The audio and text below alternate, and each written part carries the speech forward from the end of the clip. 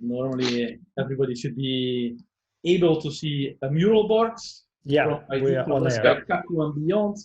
Before we get started, some practical stuff. If you want to join us on the mural board, you can. You just go to https://urls.colearn.be, less the EU, and then use the password let's talk.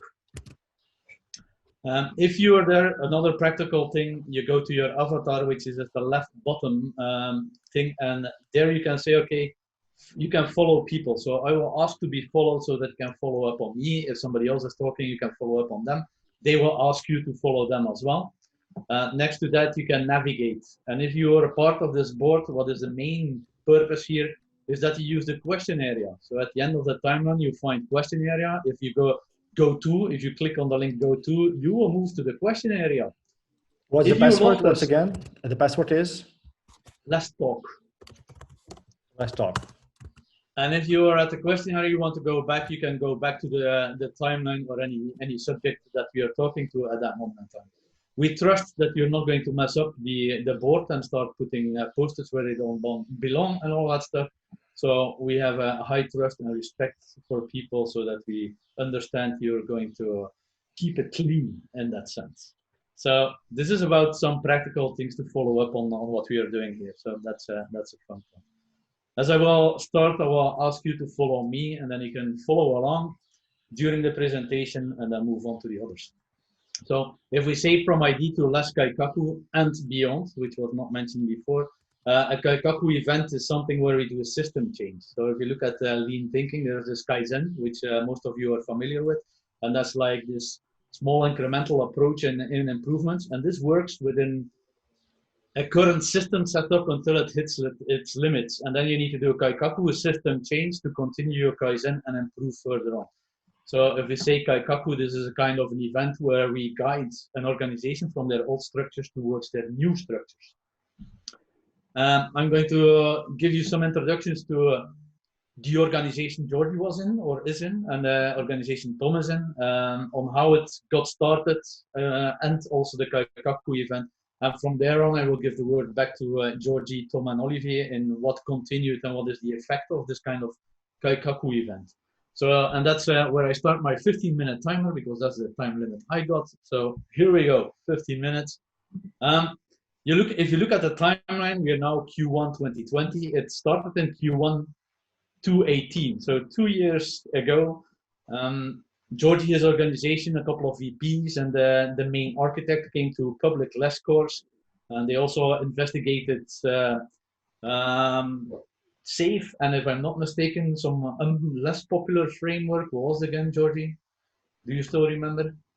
I guess things from Tom Gilp and some others. Yeah.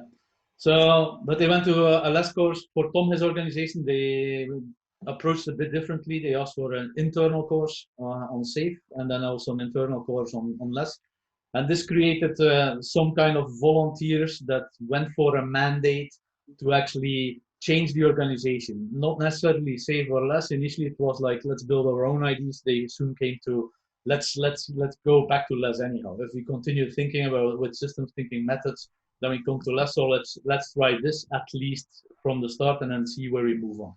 And that's around summertime. So between somewhere February 2019 and summertime, June, July, that's when we really can say we kickstart the adoption. Everything before is investigating, is trying to show things, is really like, yeah, what are we going to do? From that moment on, they got some mandate and they got the idea, let's do LeSS. So we have, if you look at the adoption paths that LeSS is presenting, there's 3 principles: getting started, feature team adoption maps, of course, the continuous improvement after the adoption, and then continuous coaching, mainly done by Scrum Masters, of course. If you look at the 3 principles, now one of those principles is really to work with volunteers and have this kind of top-down support. We had enough of top-down support and we worked with volunteers in a co-friend membership model where we supported the volunteers asynchronously on an online manner to reach a moment where adoption was allowed in June, July. And that's when we went to the getting started. In the getting started, what do we do first? We do some analysis. We don't immediately go into conversations. We analyze what is being described as the current structures, current work processes, but also the code commits, the code itself, the architectures. So we analyzed the full picture with as little interference of the people in the organization as possible to create our own assumptions about reality. With those assumptions, we went into workshops related to what is it today and what do we assume would be a good future organization. Not necessarily copy pasting less in that sense, but really looking at the problems, the benefits that they already have and elaborating on that. So on the left side, you will see things that how we approach Tom, his organization, where we did some analysis like, okay, where do we target? Because what Tom is working in is 17 teams, so which is too big to go at once. One of the principles in LeSS is also deep and narrow. So meaning we identify some narrow space and we're going to do less as it is intended to, not having too much, giving in that sense.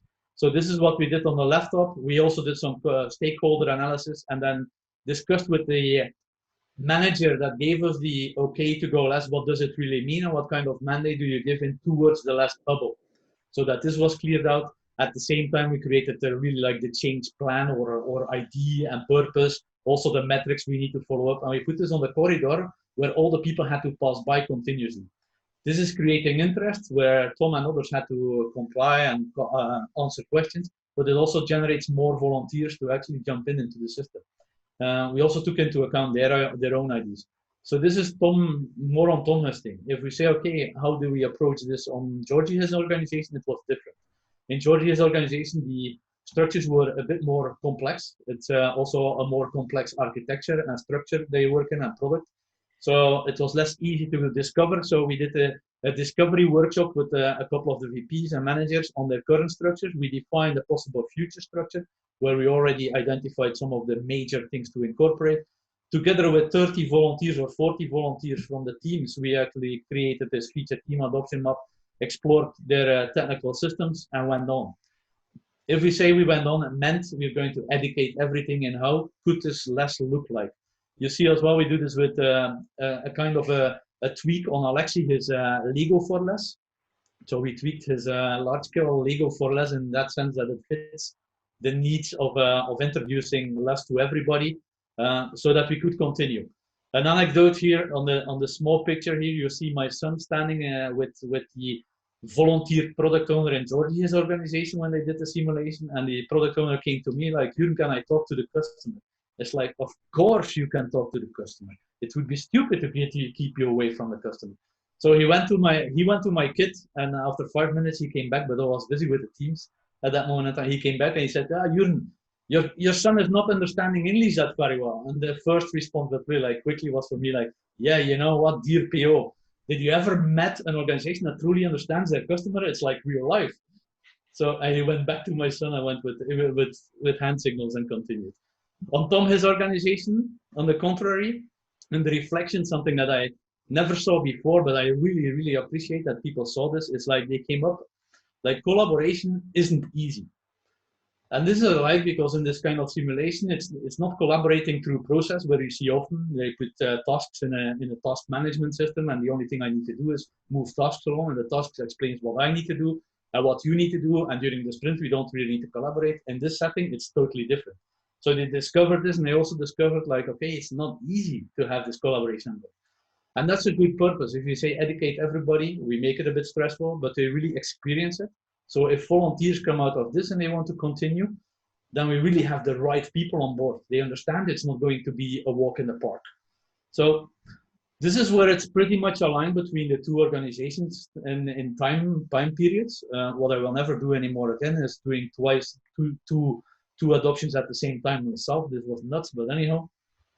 At that moment in time, also for Georgie's organization, they said, okay, we're going to do this kind of kaikaku event in November 2018. For Tom, his organization, they immediately saw like, okay, let's aim for January 2019, because they really had some technical constraints to consider. And that's where it's changed from Georgie's implementation. And Tom, his organization, we went to this kind of no more major community.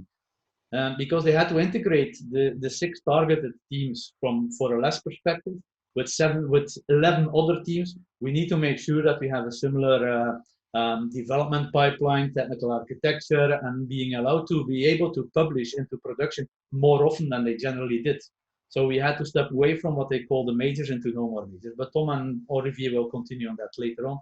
So to be honest, this community became the driver of all the change. So it's not less anymore. Really, like this community really became it in that sense. So it opened up their eyes, and that's a good thing.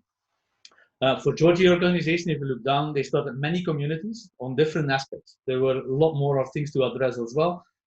Also having multiple locations played a role in this thing, which Tom didn't have problems for. So the thing we supported on is really on the technical workshop flow. On the left picture, you will see results of an event storming workshop we did in the current targeted piece of the product. At that moment, they thought it was product. Today, they understand it was piece of product. So also this is growing along the way, the understanding of product. On the right side picture, you will see that we really did coding sessions. So pair coding sessions to really kickstart some of the practices in solid engineering, but also having test-driven development and that kind of stuff. Parallel to those, so this was different in the two organizations. What is the same in two organizations, but parallel next to those workshops, is a role clarification and assignments, mainly the product owner, which is important. And then with the product owner or product owner team in a certain context, we create an initial vision, strategy, and initial product backlog setup, meaning high-level topics. No details whatsoever. This is coming up later. Because of the workshops and following up on the workshops, we soon saw as well, like November 2018, it's not going to fly by. We didn't progress well enough to make a reasonable, sensible, and okay turnaround of the system. It was still too early on, and then we pretty much came up like, let's do it in January 2019. Surprise, surprise, if I go to the flip itself or the Kaikaku event, this year, so January 2020, I flipped around another organization. So apparently it's a good moment to turn around your system and your organization just to do it freshly in January. Do take in mind, you need to prepare for it. So if you want to turn it around in January, maybe it's now is the right moment to start thinking about it. Anyhow, so lots of prep work in that sense, and it's already different depending on the context of the organization, and that's a crucial aspect. If we now go to the flip itself, so I ask you to follow me for those that are inside the thing. So you will see now lots of pictures, and you will see that it could either be it could either be 2 days, so it could be day 1 and immediately to day 5, so 2 days, or it could be 3 days plus 1, 4 days, or it could be a 5-day event. Also, this difference depending on context. What was interesting now for this talk is not talking about one adoption, but about 3 adoptions at the same time. So it's interesting to start to compare what happened in day 1, 2, 3, because when we design this kind of event, we don't look at main topics, we really look at the context and grow from there. Comparing now across, we saw similar concepts coming up. So day 1 is generally for all 3 of them, and that's why you have 3 faces on top. So Tom, Georgie, and myself. So the first day generally is a high focus on the product backlog, the context of the product, the capabilities we want to deliver, the impact we want to generate. So that's pretty much on day 1 for all of them. You see, for Tom's organization, they immediately skip to day 5. So where we go really into sprint planning. Why is that? In Tom's organizations, the team were already pretty much feature teams. So they were well structured, balanced, structured. So it's not that much work to do on teams. They really had nice agreements already. And because of the no more majors, they really made a very, very long leap in the technical excellence. So we didn't need to discuss and have lots of agreements on that. So we could immediately shrink it to, we do a kind of multi-team refinement, we go to multi-team sprint planning, and off we go. So there's not that much turnaround. So that's Tom's organization today. If you look at Georgie's organization, but also the one we did this year in January, we had to continue the work on the team setup. So really do a team self-design workshop, growing, making sure that we have more of multi-skilled, multi-employable teams towards the items that were connected to the backlog. I won't call it feature teams yet, because feature teams is maybe a step beyond, but it's at least multi-skilled and multi-employable. It's not that one team can only do a certain item in the backlog, another team another item. No, there are multiple teams being able to do an item, and one item can be done by multiple teams in that sense. So this is what we did in the second column, where you see some pictures below. Day 3 is and day 4 is a bit consumed into one day for Georgian environment, but in the new one we turned around, it was split into 2 parts. So what is happening in day 3, finalizing the team cell design. It's always good to let people sleep over it and then finalize the day after. And then really work on team agreements and arrangement on really the sprint length, daily scrums, work agreements. So basic work agreements. In Georgia's environment, there were a couple of work agreements already set. So it was not necessarily to go into depth of everything. So we combined lots of what is in day 3 with what is mentioned in day 4 for the new flip we did. So in the new flip we did in day 4, we really went into technical excellence, really identifying, okay, how are we going to do the live monitoring of production systems? How are we going to deal with maintenance work? What is our definition of done that we can achieve in a single sprint, and what are we going to do with the undone related work? So how is this being tackled, and how do we know we can tackle this? Also making a strategical idea about improving on the undone. It's all happening in that 4th day. For Georgie, most of the things there, you will see a picture here. This one, for example, is dealing with maintenance related work in a centralized decision-making model. Let's call it like this. This happened at the end of day 3 in Georgia's environment. For the one we flipped around this year, it happened on day 4. Day 5 I already mentioned. So, and this is the main thing that is happening. If you look at the refinements as well, what is crucial, it's really designing. If you look at this picture, for example, if you would zoom in, you will see it's really a class diagram. It might be that it's a mind map alike thing, more impact mapping alike, maybe. It could be sequence diagrams with more details. What is crucial, we do documentation in a mop. We mop documents so that the quality of documentation is high. By the time we enter day 5 and we do sprint plannings, like you see here, that it's still understood what is being done there from the documentation and not necessarily from what I remember. Dependencies are being managed, and then sprint boards, you see, it's not a task board, it's really more detailed design about what we need to execute. And on the picture next to it, you see that people add more details during the sprint. And of course, it generates lots of paper and trash. It's about the discussion. The end results are being documented somewhere else, and we never can forget a good party in that sense. So, and this is a bit of like, how do we start? 2018 is the IDs. Then from the IDs on, we supported with a co-friend membership, and from the backend, the volunteers over there, and around, yeah, I think 4 or 5 months later, we really had to go, and then I took another, let's be honest, 4, 5, 6 months to really get it kickstarted. And this is the same for the one we flipped this year in 2020. It took also another 4 months between deciding and getting there. So, and the fun part is we did this in 2019 for both of the organizations, both in January, by the way. So we had lots of fun and lots of stress.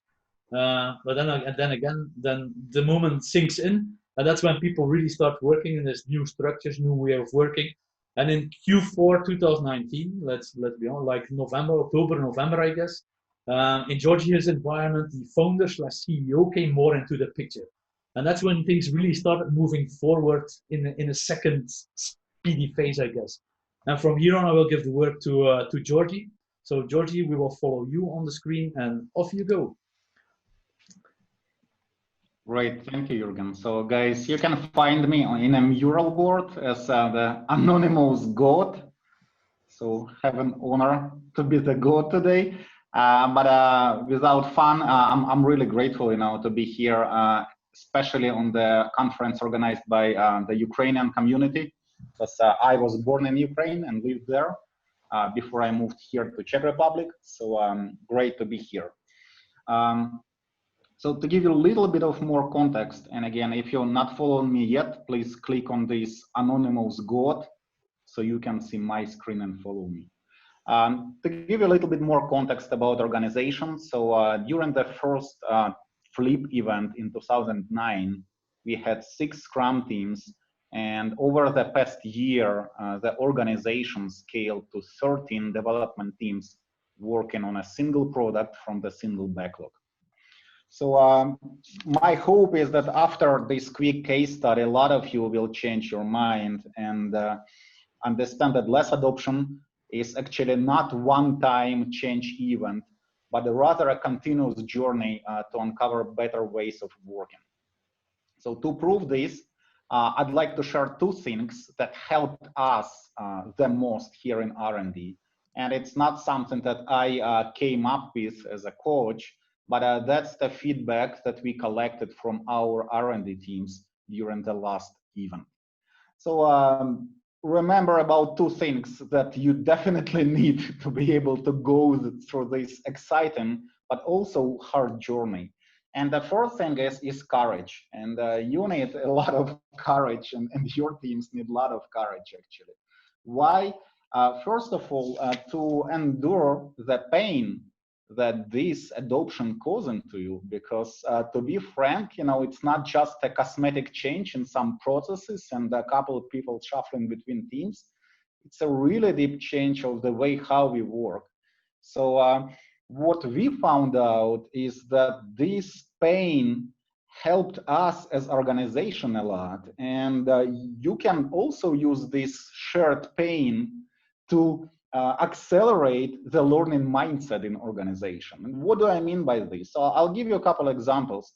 So the product our teams are working on is pretty complex. I think there are 100,000 lines of codes, many technological components, a lot of third-party libraries. And when we started, our teams were heavily component-oriented.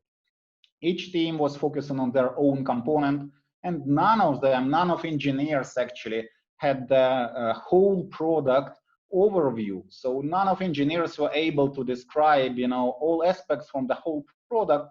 They were really focused on their own part.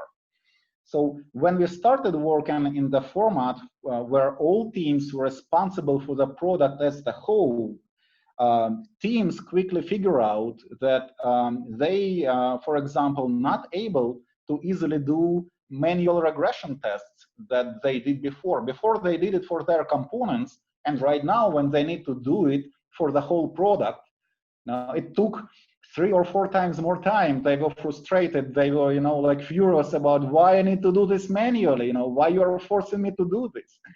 And this pain actually, you know, over the period of 2 months was so intense that thanks to this pain, we made the better progress in automation of tests, better progress in automating the CI pipeline that we had in previous year.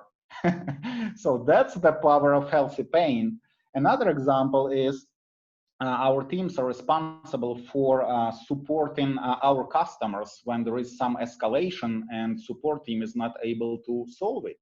And when this ticket comes with priority, it interrupts your work. So teams will complain that there are a lot of interruptions there. They're not able to focus on their sprints. It's causing distraction. So that was intense pain, and they took ownership over this and did an experiment in a way that they decided that one team will take care of this duty for one sprint full time, given time others to focus on their sprint. And because teams knew only their components, it was really hard for them to do it. They received a lot of tickets they don't know what to do about. And again, over a course of a few months, this pain helped to increase whole product knowledge and spread it through teams much more than we ever seen before. So that's the result of this healthy pain. Same situation with releasing the product. Before they were releasing their individual components and not knowing about others, that caused significant fragmentation of our pipeline, of our plans in Bamboo. You know, they were not standardized. When you try to build the different component, you actually were not able to do it because it was done in a very different way. So after teams endured this pain, they decided to get into more common approach. So they decided to do actually Bamboo stages in a declarative manner, Bamboo specs, and make it as part of a repo and share it and review. So there were so many tremendous great changes after they endured this pain and decided to, and had courage to deal with it. One of very useful practices they found was traveling.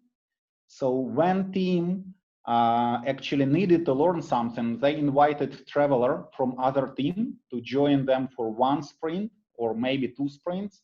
And the goal of this was for the traveler to share knowledge that team didn't have, so team learns. So it's not like traveler did the work for the team, but he was the mentor and the person who helped team to get necessary knowledge. Very, very great practice. So another thing where you need courage and that we learned helped us a lot is frame these changes as experiments. And what does it mean? So, you know, typically we bit of afraid of a change, right? We're afraid of making some final decisions. And we saw it a lot. So imagine making some decision between a group of 60 people, right?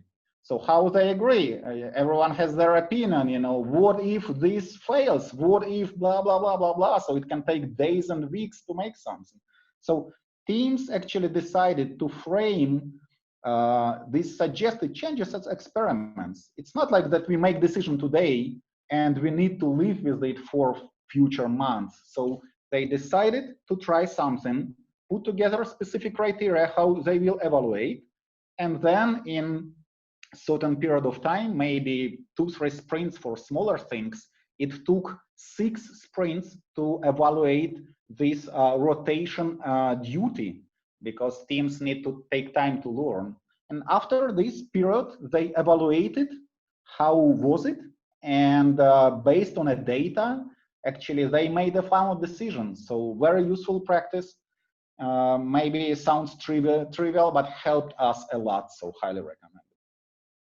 So another thing that you need for this journey is support. Support both from the top level and bottom-up support. So this is the African proverb that I think reflects this a lot. So if you want to go fast, go alone. But if you want to go far, and I think that's the main idea, you know, where we would like to go. We don't want our product, you know, to end in 1 year. We want it to endure. So we want to go far, and we need to go together. So what helped us a lot is the strong support also from the executive level. So our CEO and our chief of R&D were heavily involved. So they were curious about what does it mean. They met with Jurgen and other guys to understand, you know, LeSS and principles better. They participated in some workshops showing teams that they really care, that it's important for them. And they also provided support for some really tough and for some really radical changes, I would say. So what do I mean? Couple examples. For example, the technical excellence. You know, so the concept that is really everyone want to do, you know, want to invest in our product, into refactoring, into making code better, you know, into learning new practices, new ways of engineering the product. But the biggest complaint from people is, hey, no one would allow us to do this. You know, no one would give us this time. So why would we start? And here is like a couple examples what worked for us here. So first of all, when we just started, you know, teams didn't have a good grasp on what this technological excellence means. Again, they were focused on their components and you know, were caring about clean code for their component, but none of teams understood the architecture of the whole product. None of teams had a clear understanding about the delivery pipeline. So in that case, what helped us is to, over time, build the strong support from engineers. And the way how we did this was through communities. I think Jurgen mentioned this. So guys started a community, for example, focused on CI/CD, and they were acting as propagators, as kind of, you know, the champions of this practice, working with people, and together with this shared pain that people experienced, it had the great results. So this community of practices was a powerful way for us how to build this bottom-up support. And right now, when teams have much better overview of the product, they understand complexity much better. They start to be much more active and self-organized to a point where teams went to meet our CEO and had discussion with him about the importance of technical excellence and got very also strong feedback from his side saying, hey guys, look, you're talking about only technical stuffs, but show me your business understanding. And there was a great discussion happening there, and they took it back and said, hey, look, he told us to justify it from business perspective, but we don't know how to do it, guys. It makes sense, but we need to learn how to do it. And apparently right now more engineers talking about customer perspective, business purpose. So this cooperation between the executive level and engineering teams really help to support the whole thing. And the next one that teams initially I would say had a difficult experience with was the radical change of the team structure. And in LeSS, you have engineering teams, and we prefer not to have specialized roles. And here in our company at the beginning, we had separated UX team, separated security team, separated architecture team, and then team of engineers that were delivering the product. And I guess you know how it looks like in a real life, right? So architects had the perfect vision for the architecture, but they complained that teams don't understand them. It's hard to push to follow the architecture. A UX group, will had perfect ideas about usability, design, and other stuff, and they said teams don't understand this. They don't follow it. So Actually, what happened then is through communities of practices and merging roles into teams, we started building much better awareness of these important aspects. And during first Flip event, security team voluntarily decided to go into teams as regular engineering roles. And they created security champions, they created security community of practice, and had a great progress over a year, really ensuring that teams do this on their own. After our architecture group, initially, we were very cautious about this, but after 1 year, they voluntarily decided to join teams. And one of our architects just a few weeks ago said, hey, look, I was never a fan of this agile thing, but right now I think that it actually works. And believe me, from this guy, it means a lot. And to be frank, we are still figuring out how to actually help UX guys to be full-fledged part of the team. And they do some experiments, but actually we don't have some positive results here yet. So that's the journey in front of us. So these are two things, that really helped us having courage and top-down support. And as a proof of this change, I would show this a little bit unpleasant thing. So I guess, guys, in Ukraine, there was the quarantine, or still quarantine as well. The COVID epidemic had a profound impact on the life of whole world. And within 3 days, the whole R&D team here in my company actually moved to a home office. And for a group of 100 people, and we also work with physical machines, we need them for some tests, and that seemed to be a really hard step. I can't imagine us doing it, a year ago when teams were so isolated. But guess what? So based on all evidences from past 3 months, we not had a drop in productivity, but also we've seen some improvements in certain aspects. And teams took so many, additional responsibilities in terms of making this happen. So they self-organized around this. So for me, that's also, kind of, not that I wanted this, to happen again, but it's kind of an ultimate proof of organization agility and the power of self-managing team here. So that's it. That's our experience. And right now I'm going back to timeline, passing word to Tom. Okay, so thank you, Georgie. So you forget to mention that you now have 13 teams on one backlog and experiencing the pain to maybe go to less use, but that's okay. You know, it's a never-ending journey. If you step into it, so people say, okay, when is it done? It's never done. So another example is Tom, his organization, which I'm very proud about, that a Belgian governmental institute allows other organizations to come in and visit. And not only visit by some scrum master or a manager, but no, also have like 15 or 20 of the team members joining in into a 2-hour lunch session where there was lots of talking happening. So I'm happy that they had this open door and being so proud of their own achievements. And I'm also proud about that. And with no further ado, Tom, it's up to you. We go to your open door space.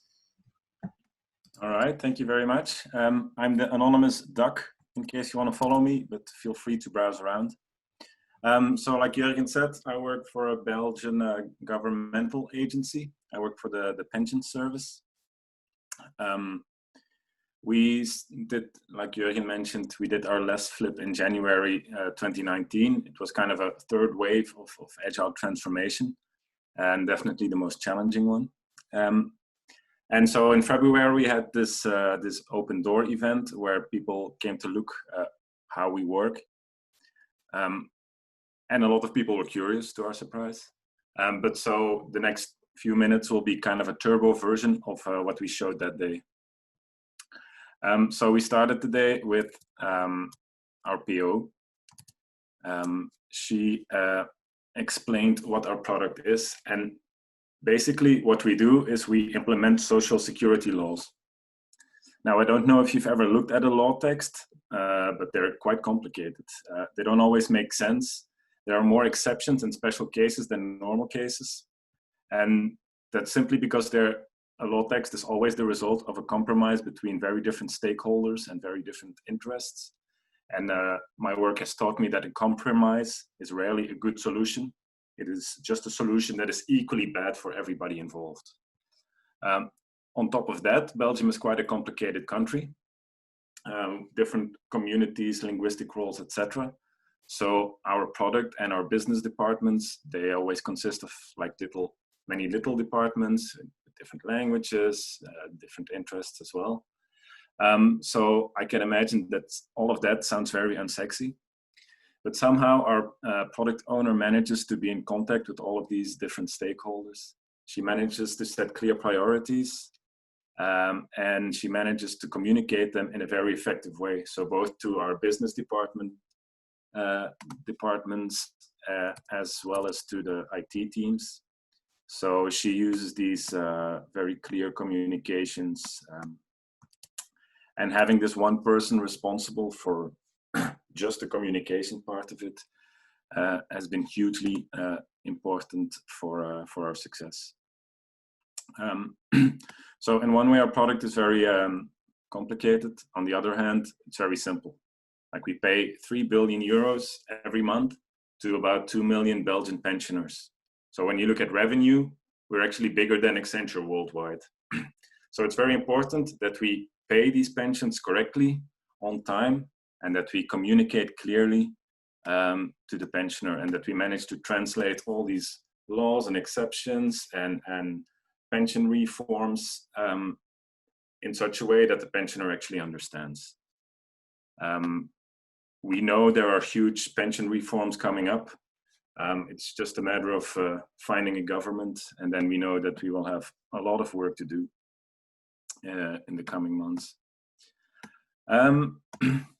So apart from our wonderful PO, our LeSS bubble consists of 4 development teams with 2 teams kind of attached to it, and a community of 4 Scrum Masters. So like I said before, this bubble is only part of our organization. In total, there are 16 development teams that work on our same monolithic application. So this application is about 10 years old now. And for a long time, the driving architectural vision was we have to integrate everything. We need all the data so that we can have one pension dossier and integrated dossier. But so that led 10 years on to a big ball of mud of 2 million lines of code in Java. I sometimes have the feeling that we managed to implement a mainframe in Java code. And we notice that the bigger we get, the more changes that we get, different law changes, different transitionary periods. For example, we have to implement a new, an extra preemie for the COVID. So the pensionees that don't get enough money suddenly need 50 euros extra per month. So we have to really be quick and develop that. So the bigger we are, the more teams and also the more reforms that are coming up. We know that like quality, modularity, and fast feedback become even more important. So it's clear for us that we need to change our architecture. And a few months ago, our manager, who's been super supportive in our LeSS bubble, gathered everyone around to show his vision of what our IT should look like. And well, I'll let you read the posters. I think it speaks for itself. What we are working on mainly is technical expertise. So there are a bunch of things that we are doing and have done in order to to untangle the big ball of mud and get to more modularity and fast feedback. I think the biggest and most driving change that we did was before our LeSS flip, this No More Majors community. So obviously it's a whole story in itself. I'll try to be very brief. But so at the end of 2018, we gathered a community of practice together, but a real community of practice with volunteers and a clear goal and people that wanted to go for it. With the simple objective to, instead of having major releases every 4 to 6 months, we would have to go into production at the end of every sprint, so at the end of every 14 days. So in those 3 months' time, we created a shared build pipeline. We simplified greatly our branching strategy, because if you want to scale up, you have to simple it down. And like to our surprise, not really to our surprise, but we managed to get to continuous delivery in the course of these 3 months. So right now we still go into production every 14 days. Now, obviously the story is more complicated, but there's one thing that I do want to stress, especially for all the people who are like me, an internal change agent, is that this successful and ambitious initiative was almost completely bottom-up driven. And I'm sure that even today, some of the management wish that it never happened. Like somehow they still managed to not see the value, but only the problems that it uncovered. But either way, it was an experience that taught me that if you keep pushing gently, like in all directions, that sometimes people simply forget to stop you. And so if you've been very transparent and very open in your communication, once you've moved forward, nobody can force you to step back anymore. So be creative, and if nobody forces you to stop, then don't make yourself stop. Keep pushing. And finally, like I work in a big organization. It's very hard to get a big organization to move, but you can actually use this inertia to your advantage. Like our community of practice was so fast to decide and to act that every obstacle that was thrown in our path, we quickly managed to avoid. And actually, by the time I had to present the No More Major project to the board of directors, it was very easy to convince them that all the risks were under control, simply because by that time, we had already made all the changes and we actually successfully delivered the first 2 weekly release. Our next objective is to drastically reduce the build time, because currently the whole build pipeline takes more than an hour and a half, making it very hard to get fast feedback, obviously. Unfortunately, all the low-hanging fruit has been picked. What is left to do is all the hard work of improving the unit tests and the code structure. And what we want to get to is being able to do continuous integration. And what we do for that, Olivier will explain more in detail the way to get to the technical excellence. All right, thank you, Tom. So yeah, that's quite a challenge. So implementing a continuous delivery before continuous integration is really feels really safe. It was quite a surprise. But anyway, so we have to improve on our technical excellence. And how do you do that? I started with 2 pillars. Basically, it's learning and doing. So I started out with katas. But before I wanted to jump in and say, okay, guys, we need to do katas, I started with what was a problem that they felt as a team, because usually we need to learn about technical excellence, but not everyone knows that or sees that already, and maybe I'm wrong. So I started out with, okay, what's your biggest problem? The biggest problem seemed to be that they spoke a different language. It was hard for them to understand business, and business, it was very difficult to get feedback from business. They spoke a different language. So I suggested, okay, could we use the acceptance criteria as a ubiquitous language? If we learn how to express our value in acceptance criteria, then a developer IT can understand better what it is, and developers and the IT team then can better understand what the value is there. So okay, we started with that experiment first. So that's where we started. Then okay, we had described our tests and our features in acceptance criteria. We learned how to express value, and then it became hard to prove that when we actually developed it, it actually worked. And so we know we started out, okay, let's automate these acceptance criteria in a unit test form, because we currently have a lot of integration tests running. But they rely so much on infrastructure, and all kinds of things can go wrong, so that we only have 250 integration tests guarding the whole system. That's not enough. So we decided to learn how to do that. How do we create functional unit tests that actually verify instead of technical things, actually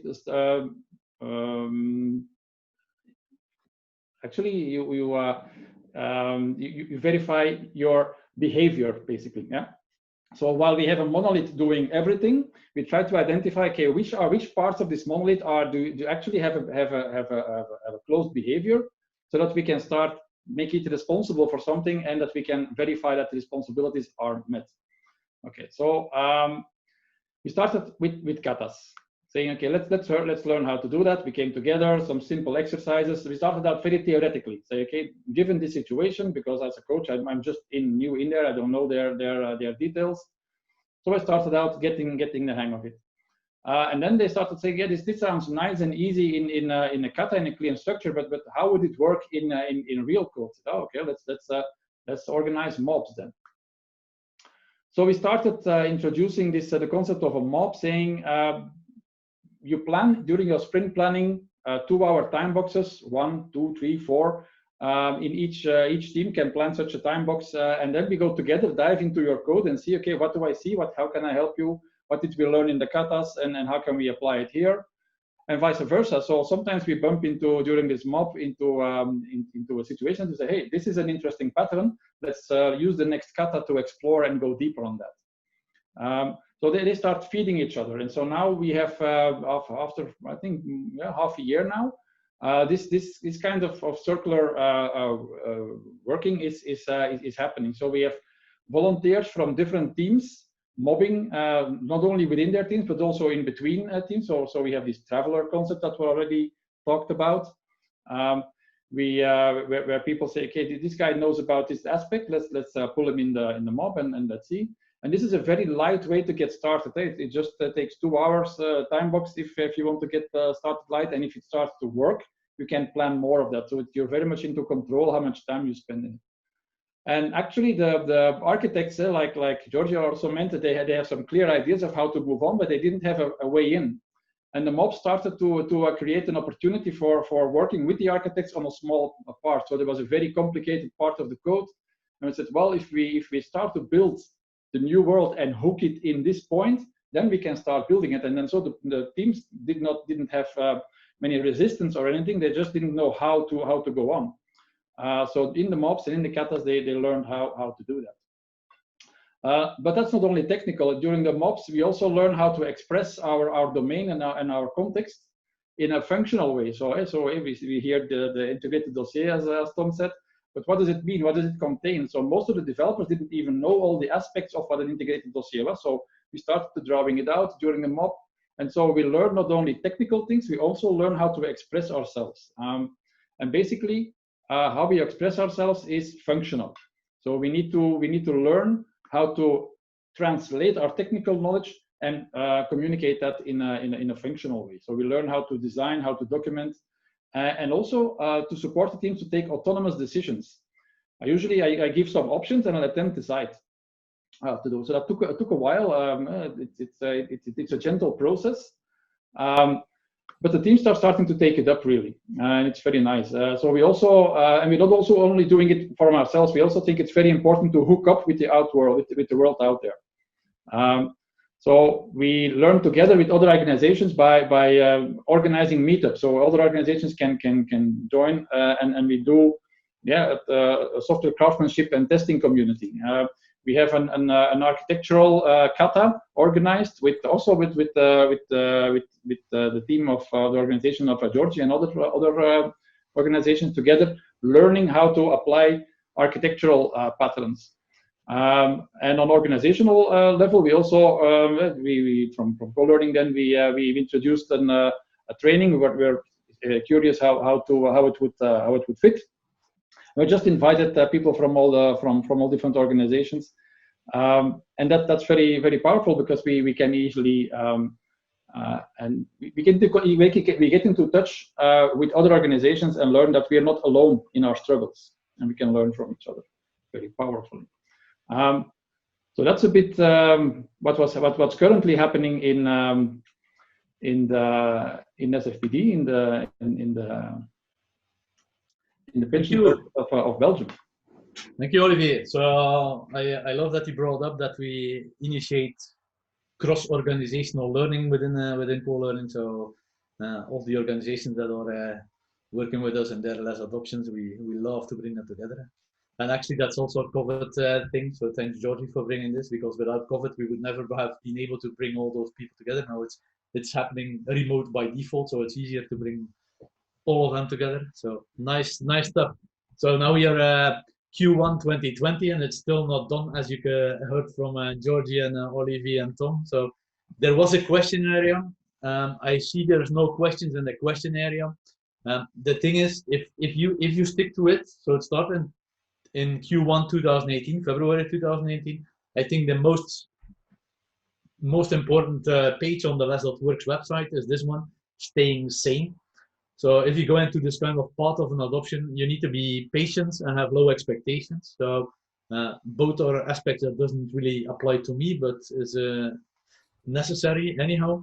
So persistence, I think all of us here speaking had lots of persistence, lots of courage. You have seen Tom mentioning it, even like having the courage to keep going unless you're really being put down. So we are happy that we had our comedian Tom joining, so we have a sense of humor, and being open and humble in this is also a practical thing. And now I hope there might be questions popping up, and then I would especially invite Georgie and Tom to answer them. Thank you guys for a great talk, really inspiring.